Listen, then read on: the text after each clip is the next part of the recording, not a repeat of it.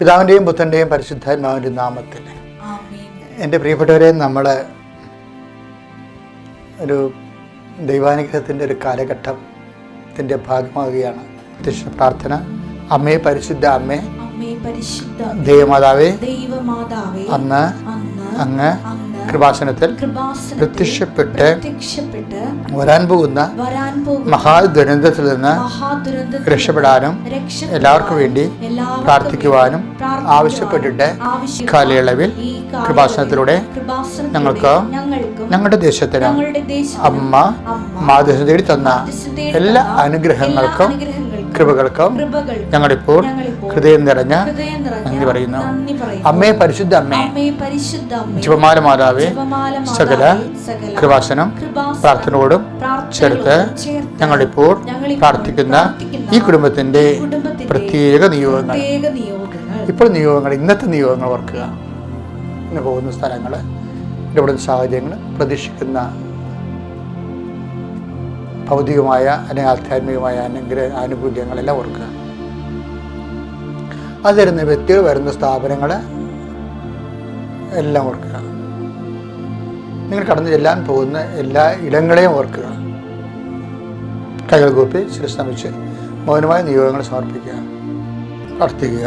ഈ നിയോഗങ്ങളെല്ലാം അമ്മയുടെ പ്രത്യക്ഷീകരണത്തിന്റെ ഈ ദ്വാദശവേളയിൽ ഞങ്ങൾക്ക് സാധിച്ചു തരുവാൻ കഴിയണമേ. വിശ്വാസ പ്രമാണം. സർവശക്തനായ പിതാവും ആകാശത്തിന്റെയും ഭൂമിയുടെയും സൃഷ്ടാവുമായ ദൈവത്തിൽ ഞാൻ വിശ്വസിക്കുന്നു. അവിടുത്തെ ഏകപുത്രനും ഞങ്ങളുടെ കർത്താവുമായ ഈശോ മിശിഹായിലും ഞാൻ വിശ്വസിക്കുന്നു.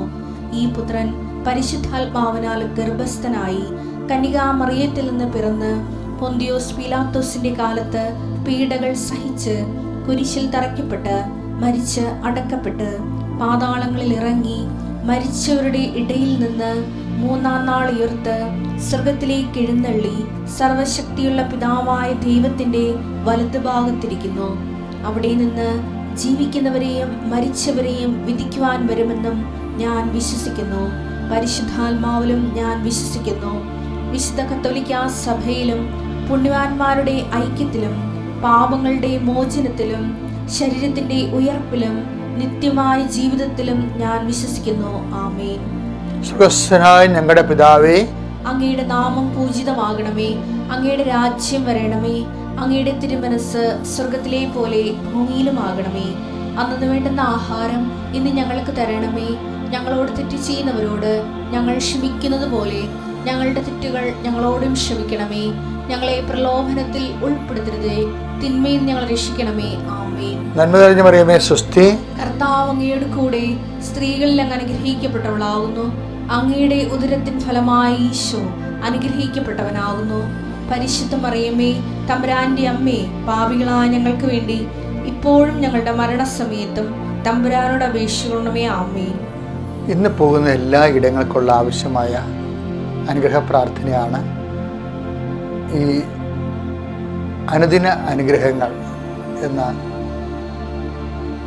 ഈ പ്രഭാത ശുശ്രൂഷയുടെ ദൈവം നമുക്ക് നൽകുന്നത്. കർത്താവെ, ഞാൻ എല്ലാ മക്കൾക്ക് വേണ്ടി പ്രാർത്ഥിക്കുന്നു. കർത്താവെ, നിന്റെ വിശുദ്ധ പൗരോഹിത്യത്തെ മഹത്വപ്പെടുത്തണമേ. കർത്താവെ, സഭയിലുള്ള സാന്നിധ്യം പ്രകടമാക്കണമേ. കർത്താവെ, 38 വർഷം ഞാൻ അർപ്പിച്ച കൃപാനയുടെ യോഗ്യതയാൽ കൃപാസനാൽത്താറെ ജീവനോടെ പ്രത്യക്ഷപ്പെട്ട മാതാവിൻ്റെ മധ്യസ്ഥതയിൽ ഞങ്ങളുടെ അൽത്താറയിൽ നടന്ന 10,000കണക്കിന് ആരാധനയുടെ ശക്തിയിൽ ഈ മക്കളെല്ലാവരും ലോകം മുഴുവനും കൈകൾ കൂപ്പി നിൽക്കുകയാണ്. ഈശോയെ, ശിരസ്സ് നമിച്ച് അവരുടെ നിയോഗങ്ങൾ അങ്ങയുടെ ദിവസം സമർപ്പിക്കുകയാണ്. കർത്താവെ, അവർ ജീവിതത്തിൻ്റെ വിവിധമായ മണ്ഡലങ്ങളിലേക്ക് കടന്നു പോകാൻ പോകുന്നു. അവരിന്ന് ചെയ്തു തീർക്കേണ്ട ജോലികൾ, പെൻഡിങ്ങുള്ള ജോലികൾ നേരത്തെ ചെയ്തു തീർത്തിട്ട് അത് ഇനി ആരെങ്കിലും സഹായമില്ലാതെ ഇത് മുഴുമിക്കാൻ പറ്റുകയെന്ന് ചോദിച്ചുകൊണ്ട് നിസ്സഹായതയും വിയർപ്പും അനുഭവിക്കുന്നുണ്ട്. ഈശോയെ, റെക്കോർഡ് എഴുത്തിലും പ്രോജക്റ്റ് എഴുത്തിലും ഒക്കെ അരിയർ വന്നിട്ടുള്ള, കുടിശ്ശിക വന്നിട്ടുള്ള വിദ്യാർത്ഥികളുണ്ട്. കർത്താവെ, അതുപോലെ തന്നെ ഓരോ ഫയലുകൾ എത്തിക്കേണ്ട സ്ഥലത്ത് എത്തിക്കേണ്ട സമയം കഴിഞ്ഞിട്ട് എത്തിക്കാതെ മേലാളന്മാരുടെ ഭീഷണികൾക്ക് സംഘർഷം അനുഭവിക്കുന്ന ഉദ്യോഗസ്ഥരുണ്ട്. കർത്താവെ, അതുപോലെ തന്നെ വിടേണ്ട ലെറ്ററുകൾ, പോകേണ്ട എഴുത്തുകൾ, അതുപോലെ കമ്മ്യൂണിക്കേഷൻസ്, വിനിമയങ്ങൾ എല്ലാം പെൻഡിങ്ങിൽ കിടക്കുകയും അതിൻ്റെ പേരിൽ ചിലപ്പോൾ കർത്താവെ അതിൽ നിന്ന് അയോഗ്യമാക്കപ്പെടുന്ന സാഹചര്യങ്ങളോട് കർത്താവെ, അങ്ങനെ എല്ലാ വിഷയങ്ങളെയും സമർപ്പിച്ച് പ്രാർത്ഥിക്കണേ ചെയ്യേ. ഓരോ വിദ്യാർത്ഥിയും, ഓരോ ഉദ്യോഗസ്ഥരും, ഓരോ യാത്ര ചെയ്യുന്നവരെയും അവർ പ്രതീക്ഷിക്കുന്ന അവരുടെ യാത്രയ്ക്ക്, സുഗമമായ യാത്രയ്ക്ക് ആവശ്യമായ രേഖകൾ, പാസ്പോർട്ടാകാം, വിസയാകാം, PR ആകാം, ഗ്രീൻ കാർഡാകാം, ഇങ്ങനെയുള്ള എല്ലാ മേഖലകളിലെയും ചിലപ്പോൾ പ്രമാണം രജിസ്റ്റർ ചെയ്തിരിക്കുന്ന സമയമാകാം, ചിലപ്പോൾ എഗ്രിമെൻറ്റ് ചെയ്യുന്ന സമയമാകാം, ചിലപ്പോൾ എഗ്രിമെൻറ്റ് തെറ്റിപ്പോകുന്ന ദിവസങ്ങളാകാം, പണം നഷ്ടപ്പെട്ടു പോകുന്ന ഉത്കണ്ഠയാകാം. അങ്ങനെ വ്യത്യസ്തമായ മേഖലകൾ ജീവിത നിർദ്ധാരണത്തിന് വേണ്ടി നിരന്തരം കഷ്ടപ്പെടുന്നിട്ടും തുഴഞ്ഞിട്ടും കര കാണാതെ വിഷമിക്കുകയും ജപ്തി നടപടിക്കും, അതുപോലെ സാമ്പത്തികമായ കച്ചവടങ്ങൾ ചെയ്യുന്നവരെ, കച്ചവടം ഇല്ലാതെ കസ്റ്റമേഴ്സ് ഇല്ലാതെ വിഷമിക്കുന്നവരെ, എന്ത് കച്ചവടം ചെയ്താൽ വിജയിക്കും, എന്ത് വരുമാനം കിട്ടിയാൽ ജീവിക്കാൻ പറ്റുമെന്നറിയാൻ വല്ലാതെ നിസ്സഹായം നിൽക്കുന്ന മക്കൾ, അത് ചെയ്തുകൊണ്ടിരിക്കുന്ന ജീവിത മാർഗങ്ങൾക്ക് പുരോഗമനം ഇല്ലാത്തവർ എല്ലാവരെയും എൻ്റെ കർത്താവിൻ്റെ ഉന്നതമായ നാമത്തിൽ, സഭയുടെ അധികാരത്തിൽ, കുരിശിൻ്റെ അടയാളത്തിൽ, എല്ലാത്തരം തകർച്ചകളിൽ നിന്നും വീഴ്ചകളിൽ നിന്നും യേശുനാമത്തിൽ നീ വീണ്ടെടുക്കപ്പെടട്ടെ. പരിശുദ്ധ ദേവമാതാവ്, നിനക്ക് വേണ്ടി നിരന്തര സഞ്ചാരി മാതാവ്, നീ സഞ്ചരിക്കുന്ന ഇടങ്ങളിൽ നിന്നുകൊണ്ട് നിനക്ക് മധ്യസ്ഥം വഹിക്കട്ടെ. Lord infuse the spirit of power and grace. എൻ്റെ പ്രിയപ്പെട്ട, നമ്മൾ ഇന്ന് വായിക്കുന്ന വചനം യോഹന്നാൻ 10:3 കാവൽക്കാരൻ അവന് വാതിൽ തുറന്നു കൊടുക്കുന്നു. കാവൽക്കാരൻ അതിന് വാതിൽ അതായത് ഈശോ നല്ലിടയനാണെന്നുള്ള വലിയ സുവിശേഷ സത്യമാണ് വെളിപ്പെടുത്തുന്നത്. അപ്പോൾ നല്ലിടയൻ തൻ്റെ ആടുകളെ കർത്താവിൻ്റെ സ്വരം കേൾക്കുമെന്ന് പറയണം. വായിച്ച ഭാഗം ഒന്ന് വായിച്ചേ. കാവൽക്കാരൻ അവന് വാതിൽ തുറന്നു കൊടുക്കുന്നു, ആടുകൾ അവന്റെ സ്വരം കേൾക്കുന്നു.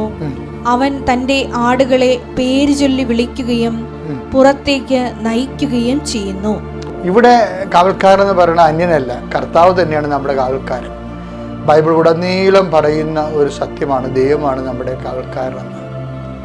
അതായത് അത് ഇപ്പോൾ 121 സങ്കീർത്തനം 4-ാമത്തെ ഭാഗത്തേക്ക് വരുമ്പോൾ, അവൻ കണ്ണുമേക്കാതെ ഇസ്രായേൽ ദൈവം മയങ്ങുകയില്ല, ഉറങ്ങുകയില്ല എന്ന് പറയുമ്പോൾ അവൻ കാവൽക്കാരനാണ്. ഈ കാവൽക്കാരൻ ദൈവത്തെ ദൈവം കാവൽക്കാരനാകണ എപ്പോഴാണ്? നമ്മൾ ദൈവത്തിൻ്റെ സ്വരം കേൾക്കുന്ന ആളുകളായി മാറുമ്പോഴാണ്.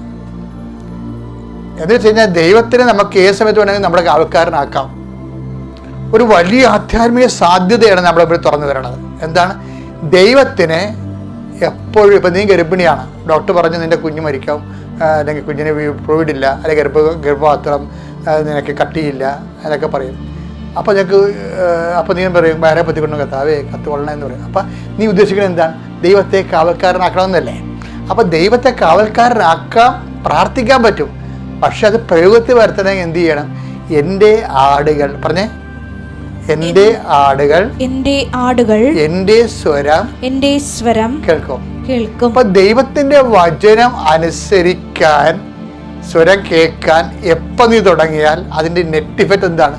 ദൈവം നമ്മുടെ ഫുൾ ടൈം വാച്ച്മാനായി മാറുകയാണ്. അപ്പോൾ എന്തിനാണ് ഉടമ്പടിയിൽ അരമണിക്കൂർ വചനം കേൾക്കാൻ പറയും, വചനം വായിക്കാൻ പറയും? എന്തിനാണ് വചനം വായിക്കണത്? വചനം വായിക്കുന്നതിൻ്റെ ഉദ്ദേശം ദൈവത്തെ നമ്മുടെ കാവൽക്കാരനാക്കാനാണ്. അതുകൊണ്ടാണ് നീ രാവിലെ എഴുന്നേറ്റിട്ട് എവിടെയെങ്കിലും പോകണമെങ്കിൽ കുറച്ച് വചനം വായിച്ചിട്ട് പോകും നമ്മൾ. എന്നിട്ട് നീ പ്രാർത്ഥിക്കേണ്ടത് എന്താണ്? വചനം വായിച്ച ഉടനെ അടച്ച് ചുംബിച്ച് വിശക്കുകയല്ലേ വേണ്ടത്? കർത്താവേ, ഈ വചനം എന്നെക്കൊണ്ട് ഇതിനെ നിവർത്തിയാക്കാൻ, ആ നിവർത്തിയാക്കുന്ന വഴി നീ എൻ്റെ കാവൽക്കാരനായി, എൻ്റെയും എൻ്റെ കുടുംബത്തിനെയും കാവൽക്കാരനാകാൻ എന്നെ സഹായിക്കണമേ. പ്രാർത്ഥിക്കുക. കർത്താവായ ദൈവമേ, അങ്ങയുടെ വചനം കേൾക്കുന്നതിലൂടെ അങ്ങ് എൻ്റെ കാവൽക്കാരനാകാൻ, അങ്ങയുടെ വചനം പാലിച്ചുകൊണ്ട് അങ്ങയെ എൻ്റെ കാവൽക്കാരനാക്കാൻ കഴിയുമെന്നുള്ള വലിയ ആധ്യാത്മിക സാധ്യത സുവിശേഷം ഈ പ്രഭാതത്തിൽ തുറന്നു തരുന്നു. ഈ സന്ദേശത്തിന് നന്ദി പറയുന്നു. എന്റെ കർത്താവേ, ഓരോ ദിവസവും അങ്ങയുടെ വചനങ്ങൾ നിറവേറ്റിക്കൊണ്ട് അങ്ങയെ എന്റെ കാവൽക്കാരനായി, സങ്കീർത്തനം 123:4 ഇസ്രായേലിന്റെ ദൈവം മയങ്ങുകയില്ല, ഉറങ്ങുകയുമില്ല, ഉറങ്ങാത്ത കാവൽക്കാരനായി എന്റെ കൂടെ നിൽക്കാൻ, എന്റെ കുടുംബത്തിന്റെ കൂടെ നിൽക്കാൻ, എന്റെ ജീവിത മാർഗ്ഗങ്ങളിലൂടെ നിൽക്കാൻ നടക്കാൻ നിന്റെ വചനങ്ങളെ കേൾക്കുവാനും നിവർത്തിയാക്കുവാനും എന്നെ സഹായിക്കണം. ഇതിനെക്കുറിച്ചൊരു പ്രിക്കോഷൻ ഉണ്ടാണ് കേട്ടോ. കാര്യം ഉടമ്പടി ഇപ്പോൾ നമ്മൾ ആദ്യം പറഞ്ഞ എസെക്കിയേൽ 37:14 അനുസരിച്ച് കൊണ്ട് നമ്മുടെ ലൈഫ് കയ്യിൽ നിന്ന് വിട്ടുപോയാൽ അതിനെ റീസെറ്റ് ചെയ്യണത് എല്ലാം എന്താ ചെയ്യണത്? റീസെറ്റിൽ ചെയ്യണത് എല്ലാം എന്താണ്? പരിശുദ്ധാത്മാവാണ്. ഞാൻ നിന്നെ എൻ്റെ ആത്മാവ് നിങ്ങളെ കയക്കും. I will resettle you in your own soil. അതാണ് അവസാനം പറഞ്ഞിരിക്കുന്നത്. നിൻ്റെ സ്ഥലത്ത് തന്നെ, നിനക്ക് യുക്തമായ സ്ഥലത്ത്, നിൻ്റെ സ്ഥലത്തെന്ന് പറയുമ്പോൾ നിൻ്റെ അപ്പനിടയ്ക്ക് നിനക്ക് ഓഹരി കിട്ടിയ സ്ഥലം എന്നല്ല അർത്ഥം. നിൻ്റെ ജീവിതം പുനരാൻ ദൈവ പൈതലേ, നിനക്ക് അനുയോജ്യമായ സ്ഥലത്ത് നിന്നെ കർത്താവ് പുനഃസ്ഥാപിക്കും. കൈയടിച്ച് കർത്താവ് എസെക്കിയേൽ 37:14 എൻ്റെ ആത്മാവിനെ പറഞ്ഞേ, ഞാൻ നിങ്ങളെ നിവേശിപ്പിക്കാം, നിങ്ങൾ ജീവിക്കാം, ഞാൻ നിങ്ങളെ നിങ്ങളുടെ സ്വന്തം ദേശത്ത് വാസമർപ്പിക്കാം. Your own soil. Your own soil എന്ന് പറയുന്നത് എന്താണ്? നിനക്ക് നിൻ്റെ ജീവിതം പുലരാൻ അനുയോജ്യമായ ഇടമാണ്. അതാണ് യുവർ ഓൺ സോയിൽ. നിനക്ക് നിൻ്റെ ജീവിതം പുലരാൻ ഭയങ്കര ആഴമായ അർത്ഥമാണ്. ചിലപ്പോൾ കാനഡയിലായിരിക്കും, ചിലപ്പോൾ ഇംഗ്ലണ്ടിലായിരിക്കും, ചിലപ്പോൾ വേറെ രാജ്യങ്ങളായിരിക്കും, ചിലപ്പോൾ നമ്മുടെ രാജ്യത്ത് തന്നെയായിരിക്കും. ഇൻ യുവർ ഓൺ സോയിൽ ദൈവം നിനക്ക് കൽപ്പിച്ച് നൽകിയിരിക്കുന്ന ഇടത്ത് നിന്നെ എത്തിക്കും. എപ്പോഴാണ്?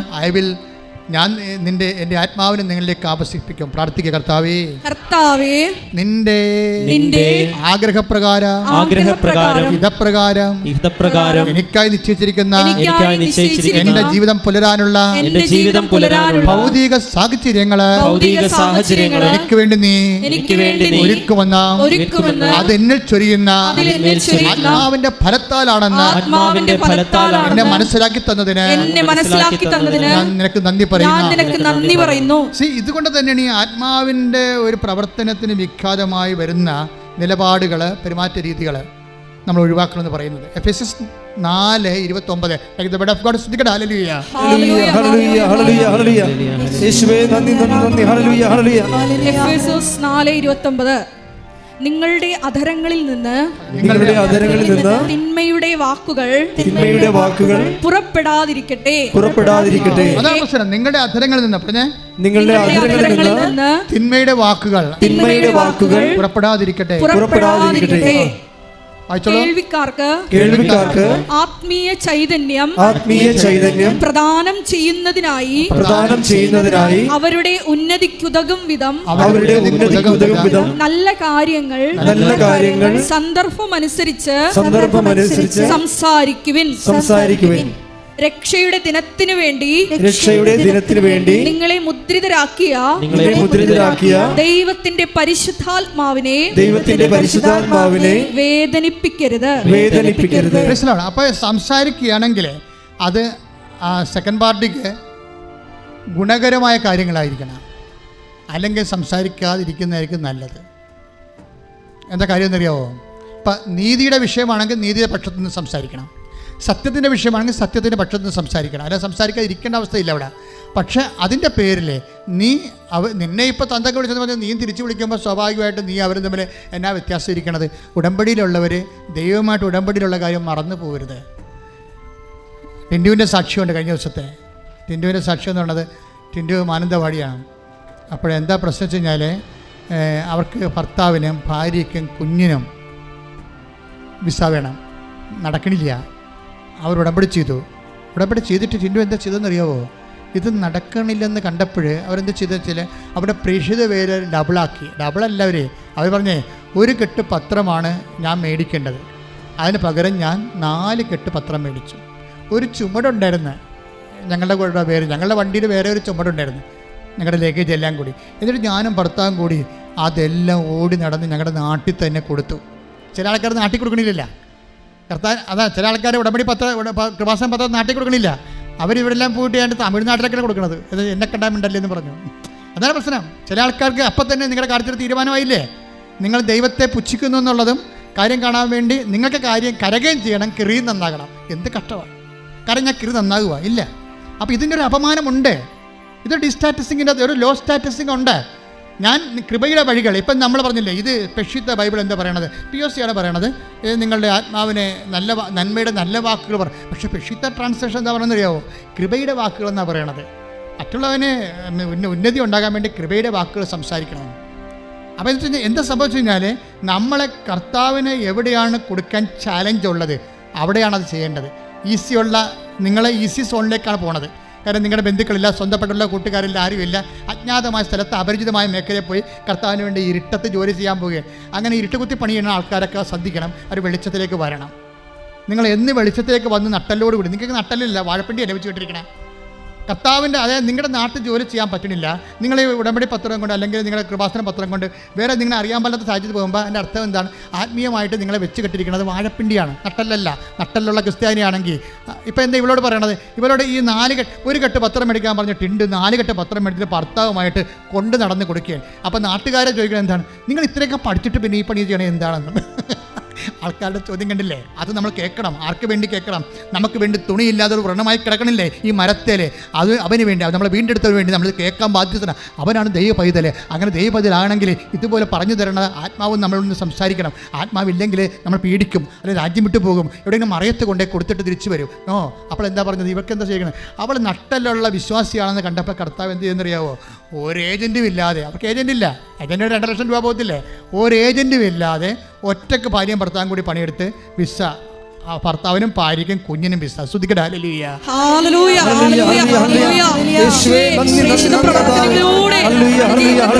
പരിശുദ്ധ പരമദിവ്യകാരുണ്യത്തിന്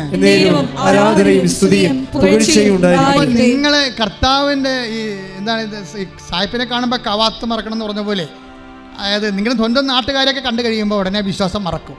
എന്നിട്ട് പിന്നെ അവിടേക്കൊന്ന് മുങ്ങിയിട്ട് വേറെ രാജ്യത്ത് പോയി നിങ്ങളെ പരിചയമുള്ള സ്ഥലത്ത് പോയി പ്രേക്ഷിത വരെ ചെയ്യും. ഇതൊരു നട്ടലില്ലായ്മയാണ് ശരിക്കും. നട്ടലിനോടുകൂടി കർത്താവിൻ്റെ തിരുസന്നിധി വന്നിട്ട് നിങ്ങൾ ഞാൻ വിശ്വാസിയാണ് എന്ന് ഏറ്റു പറയുന്ന സമയത്ത് വെച്ച് ദൈവം നിങ്ങളെ ഏറ്റെടുക്കും. കൈയിടിച്ച് കർത്താവ് പരിശുദ്ധ പരമദിവ്യകാരുണ്യത്തിന്. അപ്പോൾ അതിലൊരു ദൈവസ്നേഹമുണ്ട്. നമ്മൾ കർത്താവിന് വേണ്ടി എന്തെങ്കിലും ഒരു ക്ലേശം, ഒരു ആക്ഷേപം, അപമാനം ഏറ്റെടുക്കുമ്പോൾ എന്താ സംഭവിക്കുന്നത്? നമുക്ക് വേണ്ടി അപമാനം ഏറ്റെടുക്കുന്നവൻ്റെ കൂടെ നമ്മൾ അവനോട് കൂടെ നമ്മൾ ഐക്യ രൂപപ്പെടുകയാണ് ചെയ്യേണ്ടത്. കർത്താവിന് വേണ്ടി ഒരു ഈശ്വരനെ ഇപ്പം നിങ്ങൾ തന്നെ ഇവിടെ വന്നിരിക്കണത് എങ്ങനെയാണ്? ആരെങ്കിലും പത്രം തന്നു കാണും, അതാണ് സംഭവം. അപ്പോഴവർ നാനോ മാണോ നോക്കാതെ കർത്താവിൻ്റെ വേല ചെയ്തപ്പോഴാണ് നിങ്ങൾക്കത് കിട്ടിയതും നിങ്ങളിവിടെ വന്നതും. ഇനി സത്യദാസൻ്റെ ജീവിതം, ഒരു കാര്യം, ജീവിതം കൈവിട്ട് പോയാലേ ഒരു അവസാന വാക്കല്ല, അവസാന വാക്ക് കർത്താവിൻ്റെ വാക്കാണ്. ഞാൻ ഈ ദിവസങ്ങളിൽ വേറൊരു സാക്ഷ്യം കേട്ടു. അനിഷ, അതായത് അനിഷ വടക്കാഞ്ചേരി, തൃശ്ശൂർ. അനിഷയുടെ വിഷയം എന്താണെന്നറിയാവോ? അനിഷ 4 കൊല്ലമായിട്ട് അനിഷയ്ക്ക് മക്കളില്ല. 4 കൊല്ലമായിട്ട് അനിഷയ്ക്ക് മക്കളില്ല. അപ്പം എന്താ പ്രശ്നം? അവർക്ക് ഈ ഓട്ടോ ഇമ്മ്യൂൺ ഡിസീസ് ഉണ്ട്.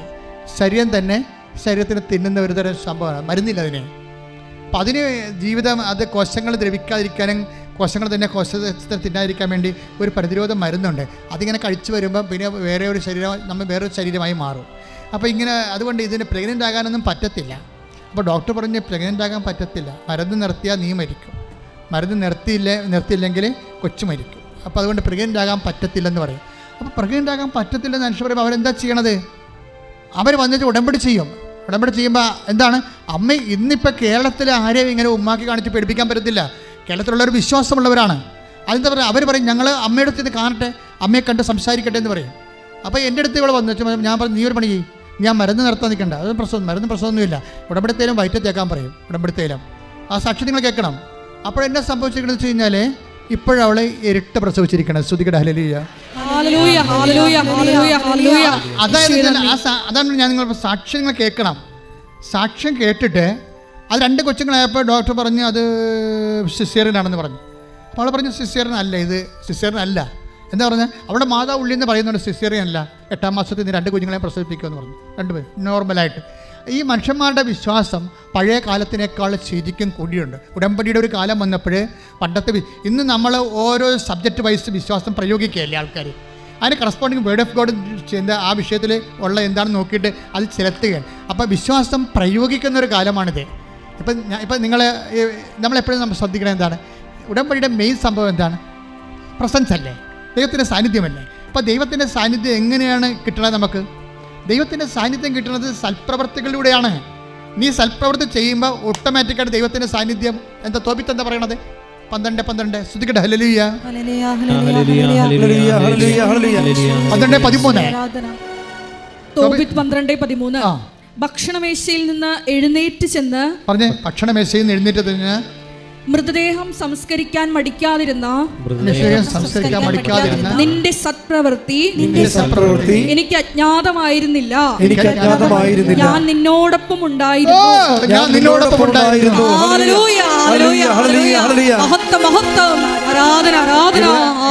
ജ്വലിപ്പിക്കുന്ന വചനമല്ലേ തോബിത്ത് 2:12-13 ഇന്ന് വീട്ടിൽ വായിക്കണം കേട്ടോ. അതായത് തോബിത്ത് എന്ന് പറയുന്നത് ഒരു താപസനായ ഒരു മനുഷ്യനാണ്. ഇസ്രായേൽക്കാരുടെ കാലത്ത്, ഇസ്രായേൽ തകർന്നു പോയൊരു കാലത്ത് ജീവിച്ച ഒരാളാണ്.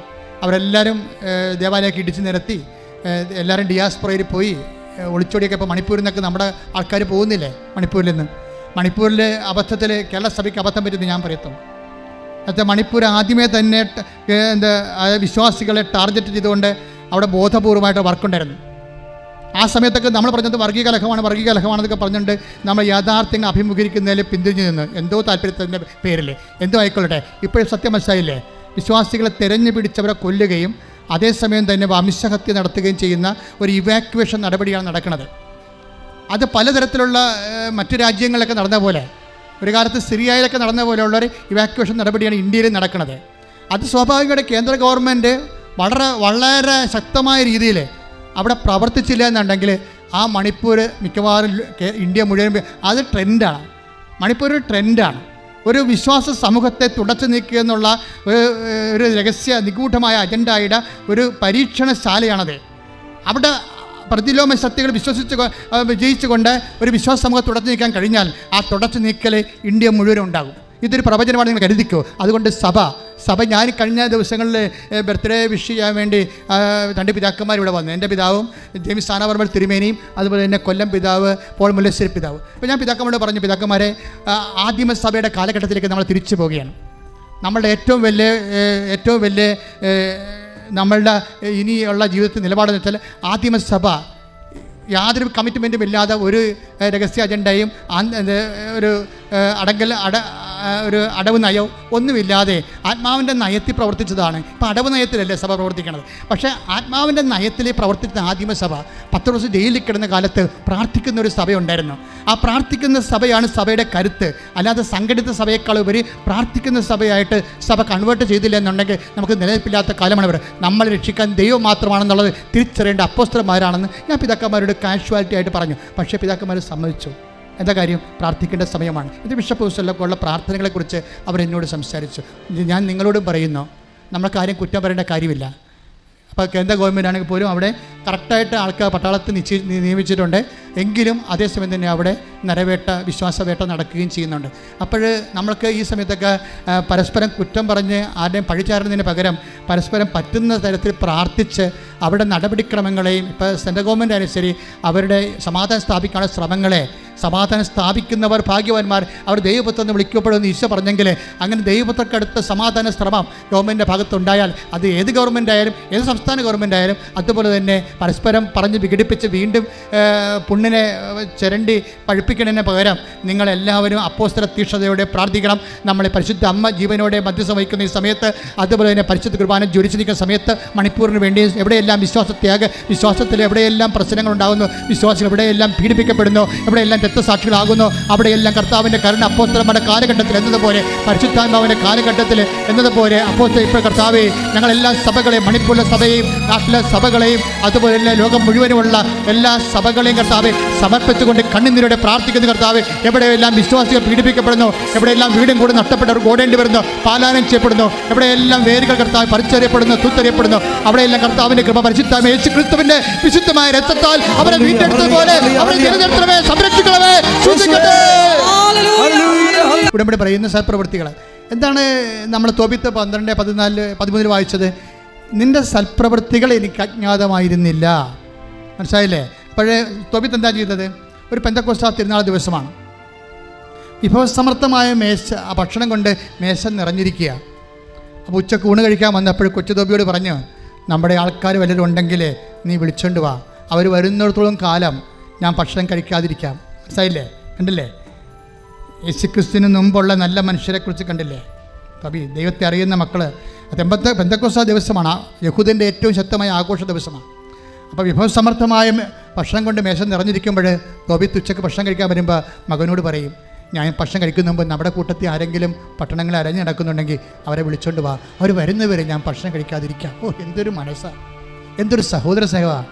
അപ്പോൾ ഉടനെ അവൻ പോയിട്ട് പെട്ടെന്ന് പട്ടണത്തിൽ പോയി നോക്കിയിട്ട് പോയി അണച്ച് പെട്ടെന്ന് വരും. എന്താ പറഞ്ഞു പറയും, ഒരു മൃഗത്തെ നമ്മുടെ കൂട്ടത്തിൽ ഒരാളെ കൊന്നിട്ടിരിക്കണം അവിടെ. അയ്യോ എന്ന് പറയുമ്പോൾ അപ്പോഴ് ഞാൻ ഭക്ഷണം തൊട്ട് നോക്കുക പോലും ചെയ്യാതെ അങ്ങോട്ട് ഓടിയെന്നാണ് ഉച്ചക്ക്. പിന്നെ ആ ആളെ സാപത്തല്ല, മറവ് ചെയ്യാൻ പറ്റത്തില്ല. സൂര്യൻ അസ്തമിക്കത്തോളം കാലം ആ ജഡം മറച്ച് വെച്ചിട്ട് അവിടെ കുത്തിയിരുന്നു. അവിടെയാണ് പ്രശ്നം. അപ്പോൾ സൽപ്രവൃത്തിയാണ്. ഇങ്ങനെ നീ ചെയ്യുന്ന സൽപ്രവൃത്തികളെ അത് രഹസ്യമായാലും എനിക്ക് അജ്ഞാതമല്ലെന്നാണ് കർത്താവിൻ്റെ വചനം. ആ സൽപ്രവൃത്തി മാത്രം വായിച്ച് 12-13 ശ്രുതികടെ ഹല്ലേലൂയ.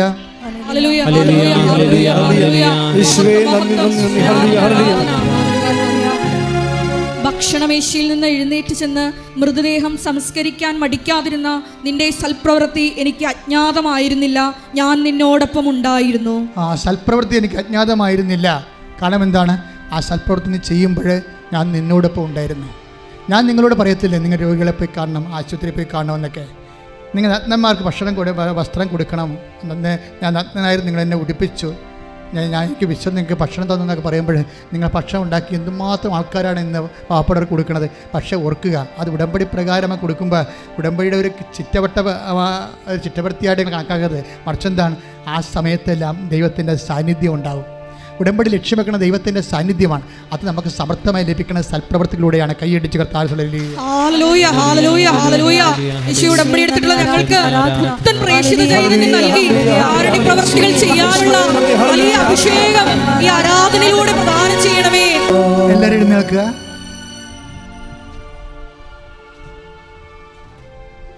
എൻ്റെ പ്രിയപ്പെട്ടവരെ, കഴിഞ്ഞ ദിവസങ്ങളിലെ കൈ നെഞ്ചത്ത് വെച്ചും വയറെ വെച്ചും ശരീരത്തിൻ്റെ വ്യത്യസ്തങ്ങളായ ഭാഗങ്ങളിൽ വെച്ച് പ്രാർത്ഥിച്ചപ്പോൾ ആ പ്രാർത്ഥന കേട്ടപ്പോൾ ഞാനും എൻ്റെ രോഗാതുരമായ സ്ഥലങ്ങളിൽ എൻ്റെ കൈകൾ വെച്ചു, എന്നെ കർത്താവ് സുഖപ്പെടുത്തിയെന്ന് പറഞ്ഞ് ഒരു സാക്ഷി ഇട്ടിട്ടുണ്ട്. അപ്പോൾ ഇതെല്ലാം ദൈവം പൂർണ്ണമായിട്ട് അംഗീകരിക്കുകയാണ്. നമ്മൾക്ക് തന്ന വെളിപാടനുസരിച്ച് നമ്മളിപ്പോൾ രോഗസൗഖ്യ പ്രാർത്ഥന സമയമാണ്. നിനക്ക് എവിടെയാണ് രോഗമുള്ളത്? ഈ ഓൺലൈനിൽ പ്രാർത്ഥന കേൾക്കുന്നവരും ഈ പ്രാർത്ഥന എപ്പോൾ കൂടിയാലും നിങ്ങൾ കൂടുന്ന സമയത്തൊക്കെ നിങ്ങൾക്ക് രോഗമുള്ളിടത്ത് കൈകൾ വെച്ച് പ്രാർത്ഥിക്കാവുന്നതാണ്. ഇപ്പോഴച്ഛൻ പ്രാർത്ഥിക്കാൻ തുടങ്ങുമ്പോൾ എൻ്റെ മക്കൾ കൈകൾ മാറ്റി വെച്ചുകൊണ്ടിരിക്കണം. ചിലപ്പോൾ 1, 2, 3 രോഗങ്ങളുള്ള മക്കളുണ്ടാകും. അവിടെ എല്ലാം മാറ്റി വെച്ച് വിശ്വാസപ്രമാണം അറിയാവുന്നവർ വിശ്വാസപ്രമാണം ചൊല്ലിയും അല്ലാത്തൊരു യേശുവേ രക്ഷക എൻ്റെ രോഗങ്ങൾ ഏറ്റെടുക്കണമെന്ന് ആവർത്തിച്ച് പ്രാർത്ഥിച്ചുകൊണ്ട് ഈ രോഗസൗഖ്യമായി നേടാവുന്നതാണ്. ശ്രുതികടെ ഹല്ലേലൂയ. നല്ലവനായ ദൈവമേ, നിൻ്റെ ഉന്നതമായ നാമത്തിന് സ്തോത്രം ചെയ്യുന്നു. കർത്താവേ, നിൻ്റെ വിശുദ്ധ പൗരോഹിത്യത്തെ മഹത്വപ്പെടുത്തണം. കർത്താവേ, സഭയിലുള്ള സാന്നിധ്യം പ്രകടമാക്കണം.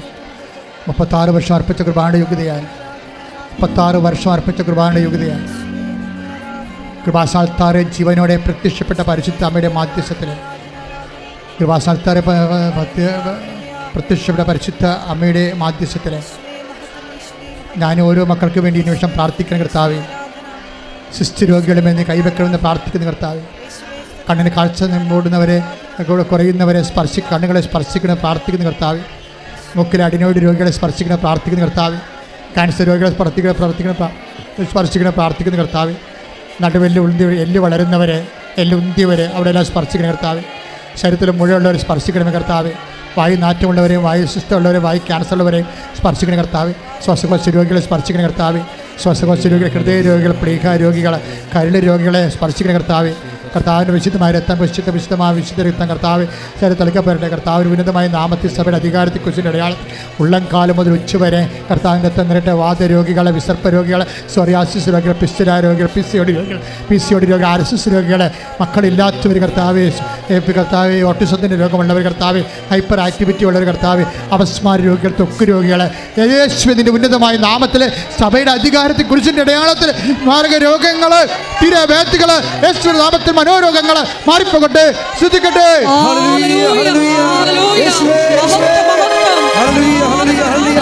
എൻ്റെ പ്രിയപ്പെട്ടവരെ, മക്കളില്ലാത്തവരെ, വിവാഹം ഒത്തുവരാത്തവരെ, സ്ഥലം വിൽക്കാൻ പറ്റാത്തവരെ, ജപ്തി നടപടിയെ നേരിടുന്നവരെ, ജീവിത പങ്കാളിയെ കാണാത്തവരെ, ചിലരൊക്കെ ഈ ദിവസങ്ങളിൽ പറഞ്ഞായിരുന്നു ഭർത്താവ് കാണാനില്ലെന്ന് പറഞ്ഞു. അതുപോലെ തന്നെ അകന്ന് താമസിക്കുന്ന ദമ്പതികൾ, ഇപ്പോൾ കേസ് പറഞ്ഞുകൊണ്ടിരിക്കുന്ന ദമ്പതികളാണ്. എല്ലാവരെയും സമർപ്പിച്ചുകൊണ്ട് പ്രാർത്ഥിക്കുന്ന, കൈകാലുകളെ കൊച്ചി പിടിക്കുന്നവരെ, കൈകാലുകളെ ശോഷിച്ചു പോകുന്നവരെ, തല വലിയ ഉടല് ചെറിയ കുഞ്ഞുങ്ങൾ, ഉടൽ വലിയ തല ചെറിയ കുഞ്ഞുങ്ങൾ, കിടപ്പ് രോഗികളെ കുഞ്ഞുങ്ങൾ, മറിഞ്ഞ് തിരിഞ്ഞ് കിടക്കാത്തവർ, നിരങ്ങാത്ത കുഞ്ഞുങ്ങൾ, ഗർഭിണിയുടെ ഫ്ലൂയിഡ് കെട്ടിക്കിടക്കുന്നവർ, ഗർഭിണികളിൽ കൺവെൻഷൻ രോഗമുള്ളവർ, കുഞ്ഞ് പുറത്തേക്ക് വന്നുകൊണ്ടിരിക്കുന്ന അവസ്ഥയിൽ കിടപ്പ് രോഗികളാണ് ഗർഭിണികൾ, മക്കളില്ലാത്തവർ, കർത്താവ് ഗർഭിണികൾ, ഗർഭസ്ഥ ശിശുക്കൾക്ക് രോഗമുള്ളവർ, കർത്താവ് സ്പർശിക്കണേ കർത്താവെ. മുടി വല്ലാണ്ട് കൊഴിയുന്നവർ, ഉറക്കമില്ലാത്തവർ, ശരീരം ചൂടാകുന്നവർ, എപ്പോഴും കലഹമുള്ള ഭവനങ്ങൾ എല്ലാം കർത്താവെ, ഞാൻ നിനക്ക് മുമ്പേ പോവുകയും പിത്തളവാതിൽ തകർക്കുകയും ഇരുമ്പോടാമ്പൽ ഒടുക്കുകയും മലകൾ നിരപ്പാക്കുകയും ചെയ്യുന്ന ദൈവത്തിൻ്റെ ശക്തി ചൈതന്യം നിന്നിലേക്ക് ആവശ്യപ്പെട്ട് കർത്താവിനെ സംരക്ഷിക്കട്ടെ. എല്ലാ വിടുതലും, എല്ലാ സങ്കടങ്ങളും, എല്ലാ വിഷമതകളും, തകർച്ചകളും, തടസ്സങ്ങളും യേശു നാമത്തിൽ നീങ്ങിപ്പോകട്ടെ. ശ്രദ്ധിക്കട്ടെ. എൻ്റെ പ്രിയപ്പെട്ട ഉദ്യമങ്ങളെ സമർപ്പിച്ച് പ്രാർത്ഥിക്കാം. കൃഷി ഉദ്യമങ്ങൾ, ചിലരുടെ ഏലപ്പാടങ്ങൾ അതുപോലെ നശിച്ചു പോയിട്ടുണ്ട്, അവർ ജപ്തിയായി പോയിട്ടുണ്ട്. ചിലർ റബ്ബർ തോട്ടങ്ങൾ നഷ്ടപ്പെട്ടു പോയിട്ടുണ്ട്. വശത്തിലാണ് സഹോദരങ്ങൾ ബോട്ട് കയറ്റി വെച്ചിരിക്കുന്നു, അതിൻ്റെ പേരിലുണ്ടാകുന്ന പട്ടിണികൾ. അതേസമയം തന്നെ വള്ളംകാർ കടലിട്ട് ഇറങ്ങാൻ പോകുന്നു. ഈ ഒരു ചാകര മാത്രമാണ് അവരുടെ ഏക പ്രതീക്ഷ. ഓരോരോ സംരംഭങ്ങളും ഉദ്യമങ്ങളും തുടങ്ങാൻ പോകുന്നവരെ, വരുമാന മാർഗ്ഗങ്ങളില്ലാതെ എങ്ങനെ ജീവിക്കുമെന്നറിയാൻ പാടില്ലാതെ ഓരോരോ ഉദ്യമങ്ങൾ ചെയ്യുന്നവരെ, ഇതെങ്ങനെ രക്ഷപ്പെട്ടാൽ മതിയായിരുന്നെന്ന് പറഞ്ഞുകൊണ്ട് ഉള്ളതെല്ലാം ഒരുക്കി വിറ്റും തൂക്കി വിറ്റും പണയം വെച്ചുമൊക്കെ ഓരോ ജോലികൾ ചെയ്യുന്നവരെ, പൗൾട്രി ഫാം, പന്നി ഫാം അങ്ങനെ തുടങ്ങിയിട്ട് ജനങ്ങൾ അതുകൊണ്ട് ചെയ്യിക്കാത്തതിൻ്റെ പേരിൽ ചെയ്യാൻ പറ്റാതെ പലിശ കൂടി വരുന്നവർ, ഇങ്ങനെ പൊറുതിമുട്ടുന്ന മനുഷ്യർ, ഒരു പണിയും ചെയ്യാൻ പറ്റാത്ത രീതിയിൽ പൊറുതിമുട്ടുന്ന മനുഷ്യർ, അതുപോലെ മദ്യപാനത്തെ ആശ്രിത കാരണം ഒരു പണിയിലും ലഹരി പദാർത്ഥങ്ങളുടെ ഉപയോഗം കാരണം ഒരു പണിയിലോ പ്രാർത്ഥനയിലോ പഠനങ്ങളിലോ ഒന്നും കോൺസെൻട്രേറ്റ് ചെയ്യാൻ പറ്റാത്ത കുടുംബങ്ങൾ, കുടുംബത്തിൻ്റെ ഭാവി ഇരുണ്ടായിരിക്കുന്ന അവസ്ഥകളുടെ പരിശുദ്ധ അമ്മ പൂർണ്ണമായി ഏറ്റെടുത്തുകൊണ്ട് യേശുവിന്റെ നാമത്തിൽ വിടുതൽ പ്രാപിക്കട്ടെ. പരിശുദ്ധ പരമ ദിവ്യകാരുണ്യത്തിന് എൻ്റെ പ്രിയപ്പെട്ടവരെ, പരീക്ഷ എല്ലാം കഴിഞ്ഞു, റിസൾട്ട് എല്ലാം വന്നു. കുഞ്ഞുങ്ങൾ ഉപരിപഠനത്തിന് വേണ്ടി പരക്കം പായുന്നു. ചിലർക്ക് ഉപരിപഠനത്തിന് എന്താണ് പഠിക്കേണ്ടതെന്ന് ഇപ്പോഴും മനസ്സിലാകാത്തവരുണ്ട്. ചിലർ ഓൺലൈനായിട്ട് അപേക്ഷിച്ചിട്ടുള്ളത് തെറ്റിപ്പോയവരുണ്ട്. ചിലർ ഒരു സ്ഥലത്ത് മാത്രം അപേക്ഷിച്ചിട്ടുണ്ട്, പല സ്ഥലത്ത് അപേക്ഷിക്കുന്നതിന് പകരം ഒരു സ്ഥലത്ത് മാത്രം അപേക്ഷിച്ചിരിക്കുന്നവരുണ്ട്. ഇങ്ങനെയെല്ലാം പലതരത്തിൽ വിഷമിക്കുന്നവർ, ചിലർ ഓഫർ ലെറ്റർ വന്ന് പൈസയും കൊടുത്ത് വിസ വന്നിട്ടില്ല. ചിലർക്ക് തിരിച്ചു പോയവർ തന്നെ അവർ യഥാർത്ഥത്തിൽ ജോലിക്ക് പ്രവേശിക്കാൻ കഴിഞ്ഞിട്ടില്ല. അവിടുത്തെ പരീക്ഷ എഴുതിക്കൊണ്ടിരിക്കുന്നവരും എഴുതാൻ പോകുന്നവരും അതിൻ്റെ റിസൾട്ട് പ്രതീക്ഷിക്കുന്നവർ, നാട്ടിൽ OIT, IELTS, MOH, ആദ്യം PSC ഒക്കെ എഴുതിയിരിക്കുന്നവർ, റിസൾട്ട് പ്രതീക്ഷിക്കുന്നവർ, ഇങ്ങനെ ഓരോരോ തരത്തിലും ബാങ്കിൽ അന്വേഷിച്ചിട്ട് പണം കിട്ടാതിരിക്കുന്നവർ, അടുത്ത കുഞ്ഞിനെ പഠിപ്പിക്കാൻ മാർഗ്ഗമില്ലാതിരിക്കുന്നവർ, ഇവിടെ പോകുന്ന ജീവിതത്തിൻ്റെ മുന്നിൽ അന്താളിച്ചും പകച്ചു നിൽക്കുന്നവരെ പരിശുദ്ധാത്മ നിറയാൻ വേണ്ടി ഇടിമിന്നൽ പോലെ ശ്രദ്ധിക്കട്ടെ. ഹല്ലേലൂയ. സംസാരിക്കാത്ത കുഞ്ഞുങ്ങൾ, നടക്കാത്ത കുഞ്ഞുങ്ങൾ, സംസാരിക്കാത്ത വ്യക്തികൾ, മുതിർന്ന വ്യക്തികൾ, വിവാഹം ഒത്തുവരാത്തവർ, എല്ലാവരെയും സമർപ്പിച്ചുകൊണ്ട് പ്രാർത്ഥിക്കുന്നു. കടകമ്പോളങ്ങളും വ്യാപാരശാലകളിലും പണം മുടക്കിയിട്ട് പണം തിരിച്ചു കിട്ടാത്തവർ, കച്ചവടമില്ലാത്തവർ, കുടുംബ ചെലവ് കഴിയുന്നതിന് പോലും കടം മേടിച്ച് കഴിയുന്നവരുണ്ട്. എല്ലാവരെയും സമർപ്പിച്ച് പ്രാർത്ഥിക്കുന്നു. മക്കൾക്ക് പൈസ അങ്ങോട്ട് അയച്ചു കൊടുക്കുന്ന മാതാപിതാക്കന്മാരുണ്ട്, അവർക്ക് ജോലി ഇതുവരെ കിട്ടാത്തത് കാരണം. എല്ലാവരും സമർപ്പിച്ച് പ്രാർത്ഥിക്കേണ്ട സമയമാണ്. കോടതിയിൽ കേസ് കിടക്കുന്നവരുണ്ട്, കേസിന് പോകുന്നവരുണ്ട്, ഇതുവരെ കേസ് പിടിക്കാത്തവരുണ്ട്, ജഡ്ജ്മെൻറ്റ് പ്രതീക്ഷിക്കുന്നവരുണ്ട്. എല്ലാവരും സമർപ്പിച്ച് പ്രാർത്ഥിക്കുന്നു. ഭാര്യാഭർത്താക്കന്മാരുടെ വീടുകൾ തമ്മിൽ കലഹത്തിലും അകൽച്ചയിലും കഴിയുന്നവരുണ്ട്. മക്കൾ പലതരത്തിലുള്ള സ്വഭാവങ്ങളിലും ശീലങ്ങളിലും ബന്ധനങ്ങളിലും അകപ്പെട്ടു പോയ മക്കളുണ്ട്. കുടുംബത്തിന് മക്കൾ നഷ്ടപ്പെട്ടവരും മക്കൾക്ക് കുടുംബം നഷ്ടപ്പെട്ടവരുണ്ട്. എന്ത് ചെയ്യണമെന്ന് അറിയാൻ പാടില്ലാതെ കുഴങ്ങിയിരിക്കുന്ന നരകതുല്യമായ ജീവിതാവസ്ഥയിൽ കടന്നു പോകുന്നവരുണ്ട്. എല്ലാവരും സമർപ്പിച്ചുകൊണ്ട് പരിശുദ്ധ അമ്മയുടെ മധ്യസ്ഥത്തിൽ സമർപ്പിച്ചുകൊണ്ട് ഈശോയുടെ വലിയ സത്യത്തിലേക്ക് ആവശ്യിക്കാൻ വേണ്ടി ഇടിമുഴക്കം പോലെ ശ്രദ്ധിക്കട്ടെ.